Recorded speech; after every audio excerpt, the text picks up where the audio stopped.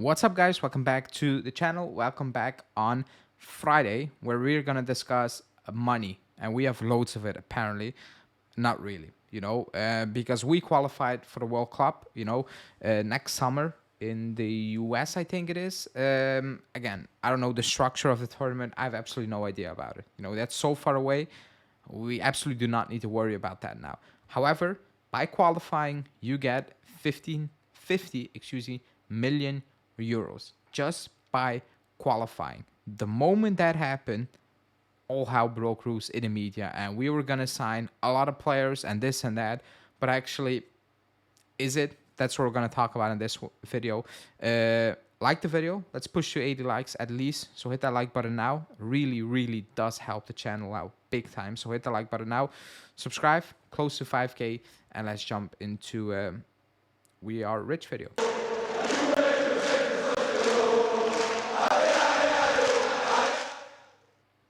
Okay, so like I said in the intro, qualify for the World Cup next summer in the US, 50 million euros.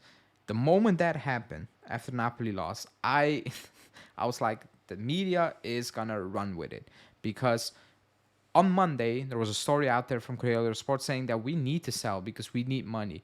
And today, or like today and yesterday, boom, same outlets.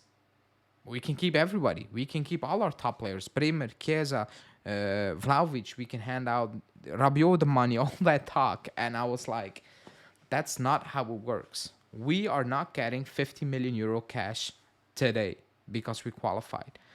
That's not how it works. One.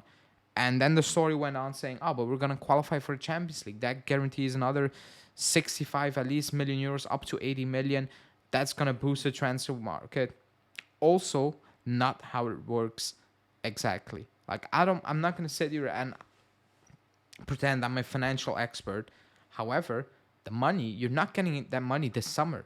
You can project to do things a little bit more, but you still need to, we still need to balance out the books. You still need to respect certain parameters, and you're not getting 50 million or 100 plus million euro cash now, and you can chuck that all into transfer. That's not how it works. It doesn't work like that. So what really changed is the projection, is better, because you are projecting potentially, if we get top four, obviously, to get, I don't know, 65, 70 million euros the following season, plus 50 million euros at least for qualifying, because you qualify for the FIFA World Cup. Like, those are all projections. You're projected to get that money. So you can take more quote unquote risk on the long term. Let's say you buy coal miners, and you gonna pay a big portion of that further ahead, potentially. And you can keep in your back of your mind, okay, we're gonna get that money. We can do more. We have more wiggling room in the next following seasons. That's what it is. But we're not getting that money now. It's not that we have 50 million euros and it's like, here you go, Atalanta, 50 million euros from us qualifying for the FIFA World Cup. Give us gold miners. That's not how it works. The situation for this summer actually hasn't changed. It hasn't changed that much. The projection, yes, but we still need to balance out the books. We still need to make sales. First off, they will try to sell potentially a Sule, a Huijsen. I'm just Kayo, Barnice, like all these players, and then potentially one top player. That's just what it's like. That's how it is, because it was too easy for the media, and they did it. And I was like, you're shameless, because on Monday you were saying we were absolutely dying of selling players no matter what, and now it flipped. It doesn't flip like that.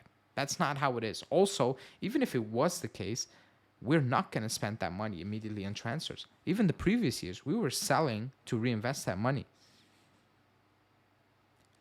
On top of that, if you sell, you don't get that money immediately, unless you sell, I'm making it up, Bremer to Man U, and they pay 75 million euros. I'm saying something in one installment this summer.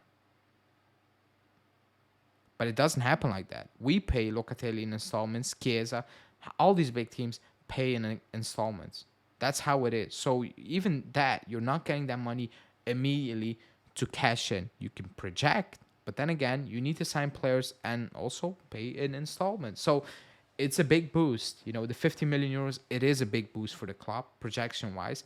getting into top four is essential. On top of that, is essential to keep qualifying, like to just make top four. Like that's the bare minimum. And I know it's essential for the club just to get into Europe every single season. But money wise, for now, it doesn't really change anything. For now, the outlook looks more rosy. It looks more better. But the situation financially is still not fantastic. Juntuli still has a lot of work to do.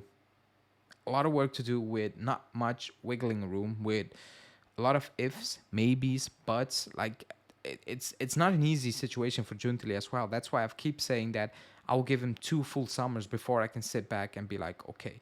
And I said it when he signed last summer. I said like this summer it's a write off. The following summer, it's interesting to see what he's going to do with certain players, decision wise, contract extensions. Very tough. The season after that, it's Champions League money. You're cashing in. You have more money. You have more wiggling room. Okay, what are you going to do now? The players you already brought in, are they a hit or are they a flop? He brought them way out, it's a flop. For now, it's a complete flop. Low risk, but it's a flop. He's not been good, and I'm not sure if he will be good, especially not as a wingback, but that's a discussion for another day.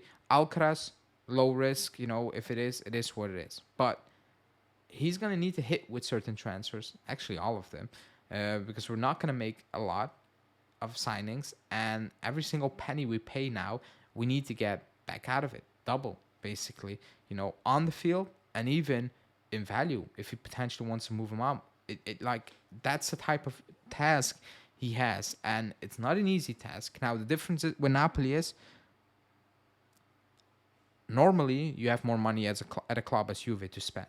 That's just the difference. So you don't need to sign, I'm making it up, over 2 years, 10 players you're like, never heard of him. You don't really need to do that in an ideal situation. In an ideal situation, you can sign players where you go, okay, I heard of him, if we watch them on a weekly basis, I'm just saying something. And some players who are like, oh, interesting, read about him, not really watched too much of it. Some play a few times.